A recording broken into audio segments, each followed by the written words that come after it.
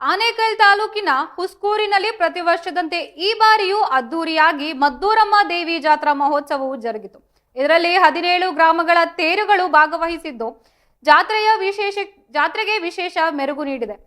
ಸಂಜೆಯ ವೇಳೆಗೆ ಒಂದೊಂದಾಗಿ ತೇರುಗಳು ಆಗಮಿಸುತ್ತಿದ್ದಂತೆ ಸುತ್ತಮುತ್ತಲಿನ ಗ್ರಾಮಗಳು ಮತ್ತು ಬೆಂಗಳೂರು ಗ್ರಾಮಾಂತರ ಸೇರಿದಂತೆ ನೆರೆ ರಾಜ್ಯಗಳಿಂದಲೂ ಲಕ್ಷಾಂತರ ಭಕ್ತರು ಆಗಮಿಸಿ ತೇರುಗಳನ್ನು ಕಣ್ತುಂಬಿಕೊಂಡಿದ್ದಾರೆ. ತೇರುಗಳೊಂದಿಗೆ ನೂರಾರು ಗ್ರಾಮಸ್ಥರು ಡೊಳ್ಳು ತಮಟೆ ಸೇರಿದಂತೆ ವಿವಿಧ ವಾದ್ಯಗಳನ್ನು ನೃತ್ಯ ಮಾಡುತ್ತಾ ಸಾಗಿದ್ದು ಕಂಡುಬಂದಿದೆ. ಇದು ಜಾತ್ರೆಗೆ ವಿಶೇಷ ಮೆರುಗು ನೀಡಿದ್ದು, ರೈಲ್ವೆ ವಿದ್ಯುತ್ ಲೈನ್ ಇರುವ ಕಾರಣದಿಂದಾಗಿ ನಾರಾಯಣಘಟ್ಟ, ಕಗ್ಗಲೀಪುರ, ಆರೋಹಳ್ಳಿ, ಕೊಡತಿ, ಚೊಕ್ಕಸಂದ್ರ, ಸೋಲಿಕುಂಟೆ ಗ್ರಾಮಗಳು ತೇರುಗಳ ದೇವಾಲಯದ ಬಳಿ ಬರಲು ಸಾಧ್ಯವಾಗದೆ ರೈಲು ನಿಲ್ದಾಣದ ಬಳಿ ನಿಲ್ಲಿಸಲಾಗಿತ್ತು. ಉಳಿದ ರಾಯಸಂದ್ರ, ದೊಡ್ಡ ನಾಗಮಂಗಲ, ಲಕ್ಷ್ಮೀನಾರಾಯಣಪುರ, ಸಂಜೀವನಗರ, ಗಟ್ಟಹಳ್ಳಿ, ಕೋನಪ್ಪನ ಅಗ್ರಹಾರ, ಗೋವಿಂದ ಶೆಟ್ಟಿಪಾಳ್ಯ ಗ್ರಾಮಗಳ ತೇರುಗಳು ದೇವಾಲಯದ ಬಳಿ ಆಗಮಿಸಿದ್ದವು.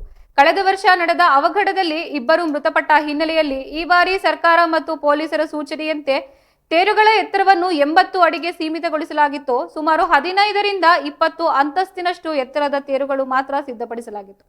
ಜಾತ್ರೆಯ ಅಂಗವಾಗಿ ಮದ್ದೂರಮ್ಮ ದೇವಿಗೆ ವಿಶೇಷ ಅಲಂಕಾರ ಮಾಡಲಾಗಿದ್ದು, ಸಾವಿರಾರು ಭಕ್ತರು ದೇವಾಲಯಕ್ಕೆ ಆಗಮಿಸಿ ಪೂಜೆ ಸಲ್ಲಿಸಿದ್ದಾರೆ.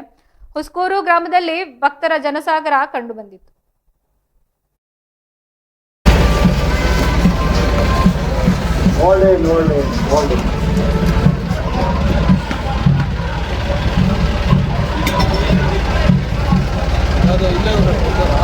ಮುಂದೆ